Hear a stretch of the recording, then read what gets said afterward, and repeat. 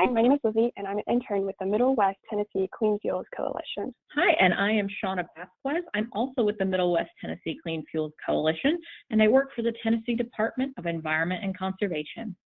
So today we'll be discussing the AFLEET tool, which calculates a vehicle's petroleum use, cost of ownership, and emissions. AFLEET stands for Alternative Fuel Life Cycle Environmental and Economic Transportation. So what are alternative fuels? According to the Alternative Fuel Data Center, alternative fuels are substantially non-petroleum transportation fuels that yield significant energy security and environmental benefits. More than a dozen alternative fuels are in production or under development for the use in alternative fuel vehicles, or AFVs for short. Government and private sector vehicle fleets are the primary users of most of these fuels and vehicles, but individual consumers are becoming increasingly interested in them within passenger fuel markets. To access the AFLEET online tool, navigate to AFDC's website and click on Tools. The AFLEET tool is listed under Calculators. The online version of the AFLEET tool compares new alternative fuel vehicles to gasoline light-duty and diesel heavy-duty vehicles using the following well-to-wheel metrics. Petroleum use. This is the amount of petroleum, such as gasoline or other oil products, consumed by a vehicle during its use.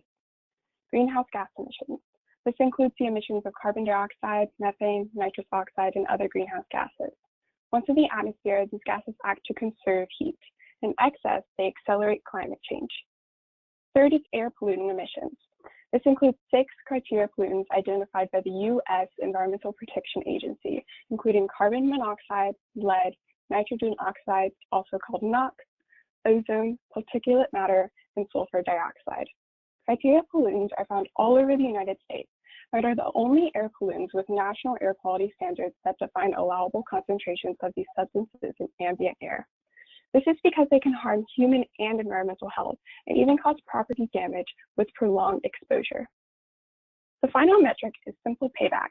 This refers to the amount of time it takes to recover initial investments and start saving money based on vehicle purchases you make, as determined by the upfront cost of an alternative fuel vehicle versus the fuel economy of the vehicle and/or of fuel price savings. We'll talk about this more as we go through the AFLEET tool. It's important to note that these metrics are well-to-wheel, which means that they offer life cycle assessment of environmental impact of a product throughout its lifespan. It considers the energy consumption and emissions involved at all steps of the fuel, including its extraction from the source, refining it into a viable product, and finally distributing and utilizing it as a fuel.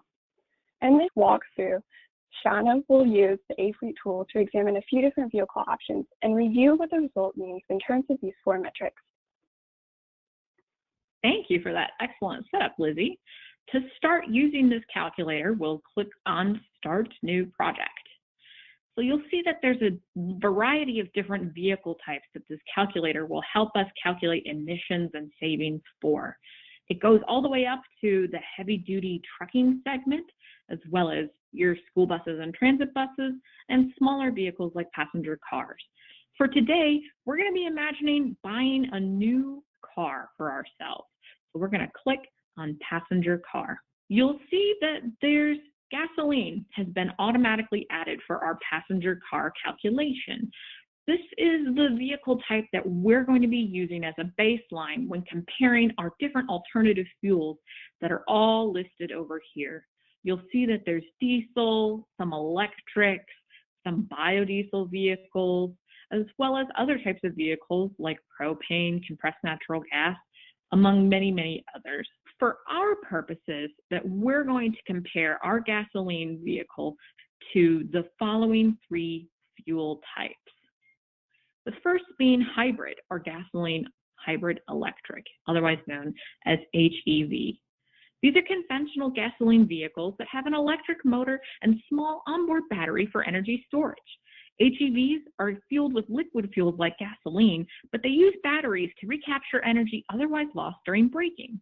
There is no external charging available for an HEV, but one very popular example would be the Toyota Prius. We're also going to add electric vehicle, all electric or EV on the side here.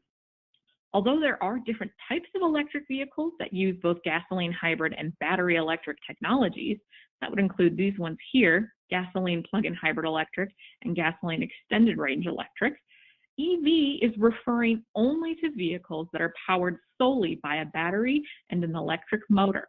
One popular example of an all-electric vehicle is the Nissan Leaf, which is actually made and assembled in Smyrna, Tennessee. Finally, we're going to compare our gasoline vehicle to one fueled with E85 or ethanol. Ethanol is a biofuel typically made from plant materials such as corn. Ethanol is often blended into gasoline to form different types of ethanol blends, the most common alternative fuel among them being E85, which is comprised approximately of 85% ethanol to 15% gasoline. E85 can be used in flex fuel vehicles, which are designed to operate on both gasoline as well as ethanol blends up to 85% E85. Except for a few engine and fuel system modifications, flex fuel vehicles are identical to gasoline-only models. Oftentimes, they can be identified by their yellow gas caps. So now that we have our fuel selected, you'll see that the calculator automatically provided us with some default information. This information includes fuel economy, purchase price, and a variety of other numbers that are captured within our vehicle options and fuel prices tab. Users can choose to change these values based on the specific vehicle they are comparing, or they can use the defaults that are provided here for them to achieve industry standard savings and emissions estimates. Like I said earlier, we can click on this vehicle options button and see that we have a variety of choices for us when it comes to our anticipated annual mileage of the vehicle, the state in which we intend those vehicles to most often operate. We can talk about different feedstocks for ethanol. We're going to use corn for our examples, but just know that ethanol can be made from a variety of different feedstocks. And we can also talk about source of electricity, which, because we've selected Tennessee, is automatically coming up with SERC Reliability Corporation. And the SERC, that map in red, you can see that that's kind of the average electricity produced in this specific region of the United States. Finally, if we scroll down, we can see that we can change our petroleum use GHGs and air pollutant options. We're going to use the standard here today for well-to-wheels petroleum use and GHGs, as well as vehicle operation air pollutants. These final two boxes down here, they're most commonly used when calculating large diesel heavy-duty vehicles. So we're going to ignore those today, but feel free to explore them when you begin looking at heavy-duty vehicles. We can also change the fuel prices here. You'll see that they have different prices coming up for our different vehicle fuels, hybrids and gasoline vehicles obviously being fueled by gasoline, electricity being fueled by kilowatt hour or kWh, and flex fuel vehicles being fueled by E85. Again, these are industry standards, rough estimates. We can always change these later if we want to have a more specific view of our situation and what our emissions and fuel savings might look like. So for this first run through, let's just go ahead and make sure that we are using the standard defaults. Before we calculate our results though, I want to draw your attention to fuel economy and this weird looking term up here, MPGGE. That stands for miles per gasoline gallon equivalent. And that's because we're talking about fuel types that aren't all sold in gallons. Obviously, gasoline and E85 are sold in gallons, but electricity, as we saw before, is sold typically by kilowatt hour. So this number here is the rough approximation of what an EV running on the amount of energy that a gallon would take, what its fuel economy typically is. So we're going to go ahead and calculate our results. And you'll see here that we start with simple payback at the top.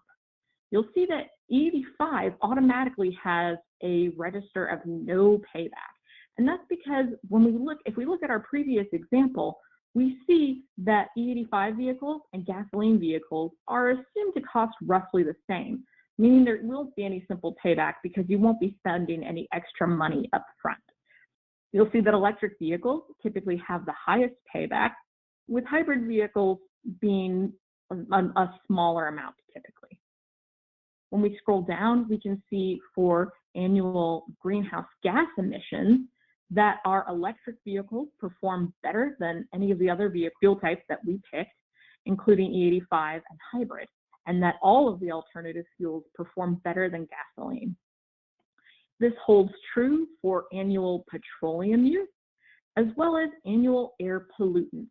And I know it's kind of very close here, but you can tell that electric vehicles, hybrid vehicles, and E85 flex fuel vehicles all do perform better with these criteria pollutants than do gasoline vehicles, with electric vehicles in particular seeing a very, very high rate of these annual air pollutants reduced.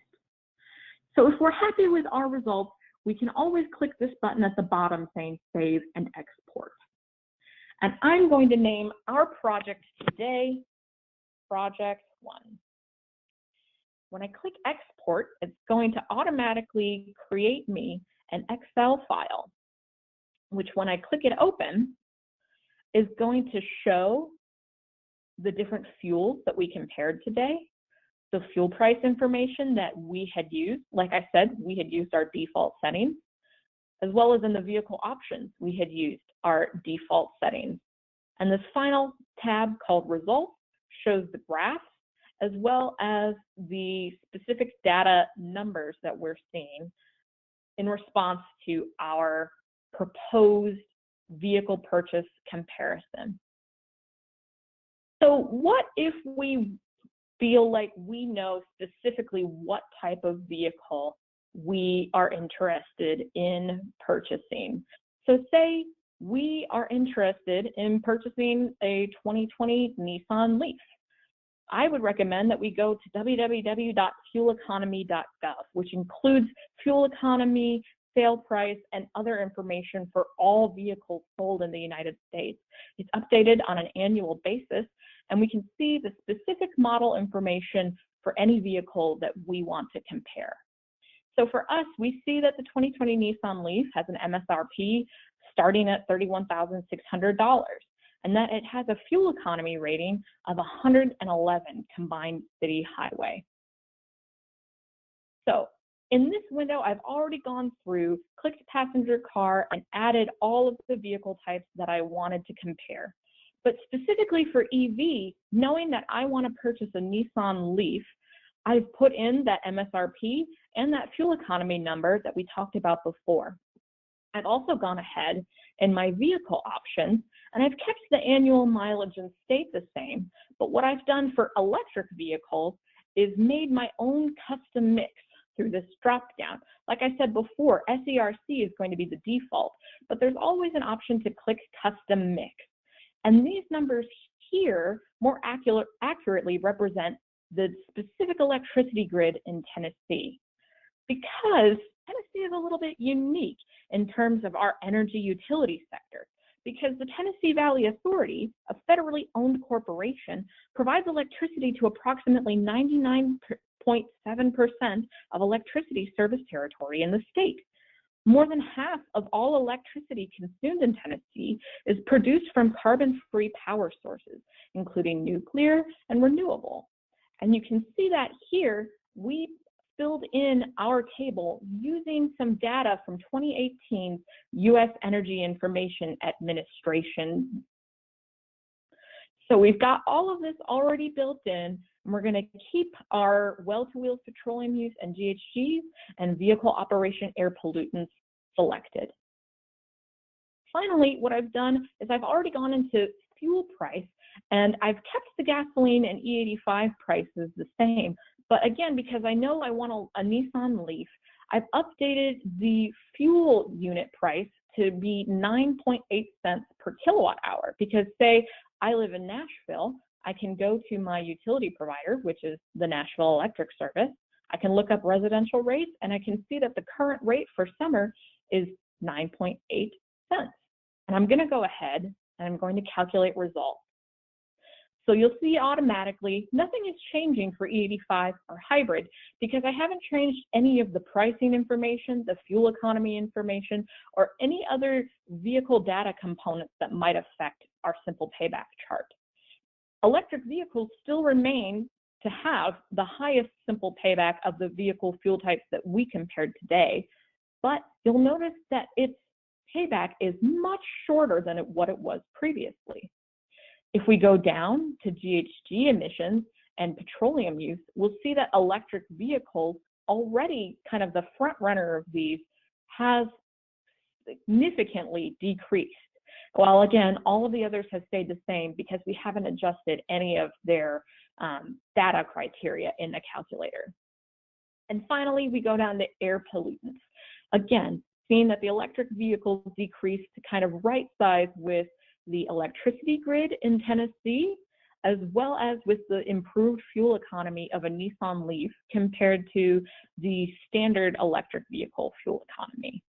Now, I would definitely urge you guys to experiment with these different data points. Just know that today we used electric vehicles as an example, but there's always a way when we know more about the vehicle that will help us get better results with our calculator.